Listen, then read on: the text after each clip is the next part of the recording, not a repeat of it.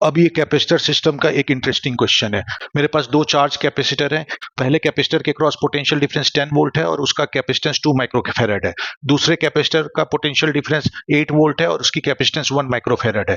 इसको हमने reverse order में ज्वाइन कर दिया है, मतलब एक का पॉजिटिव प्लेट दूसरे के निगेटिव प्लेट से कनेक्टेड है। इस तरह से हमने ज्वाइन कर दिया है। तो बताओ इक्विलिब्रियम स्टेज में आने के बाद दोनों पे कितना चार्ज बचेगा।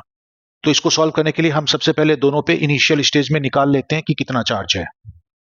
तो दोनों कैपेसिटर पे चार्ज निकालने के लिए मैं Q equal to CV formula apply कर देता हूं। तो पहले कैपेसिटर पे मेरे पास 20 माइक्रोकूलम चार्ज आता है और दूसरे कैपेसिटर पे 8 माइक्रोकूलम चार्ज आता है। अब क्योंकि दोनों कैपेसिटर रिवर्स पोलैरिटी में कनेक्टेड है, इसलिए वो एक दूसरे के चार्ज को डिस्ट्रॉय करेंगे। अब पहले पे ज्यादा चार्ज है, दूसरे पे कम चार्ज है, इसलिए दूसरे का सारा चार्ज न्यूट्रलाइज हो जाएगा और चार्ज सिर्फ पहले पे बचेगा। तो एक कंडीशन आएगी जब दूसरे का सारा चार्ज न्यूट्रलाइज हो जाएगा और चार्ज सिर्फ पहले पे बचेगा, तो उसको हम डायग्राम में रिप्रेजेंट करते हैं।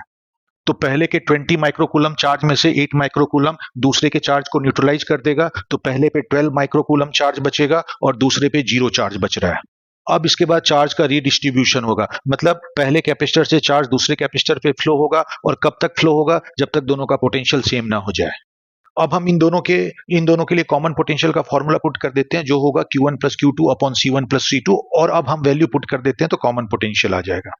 तो जब इन दोनों में चार्ज का रीडिस्ट्रीब्यूशन हो जाएगा तो दोनों कैपेसिटर के अक्रॉस वोल्टेज जो होगा वो 4 वोल्ट होगा।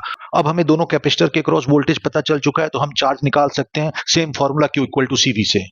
तो जब formula Q equal to CV first capacitor के लिए अप्लाई करते हैं तो हमें उस पे चार्ज 8 माइक्रोकूलम मिलता है, और जब सेकंड कैपेसिटर के लिए अप्लाई करते हैं तो उस पे चार्ज 4 माइक्रोकूलम मिलता है। इस तरह से फर्स्ट कैपेसिटर पे चार्ज 8 माइक्रोकूलम और सेकंड कैपेसिटर पे चार्ज 4 माइक्रोकूलम बचेगा।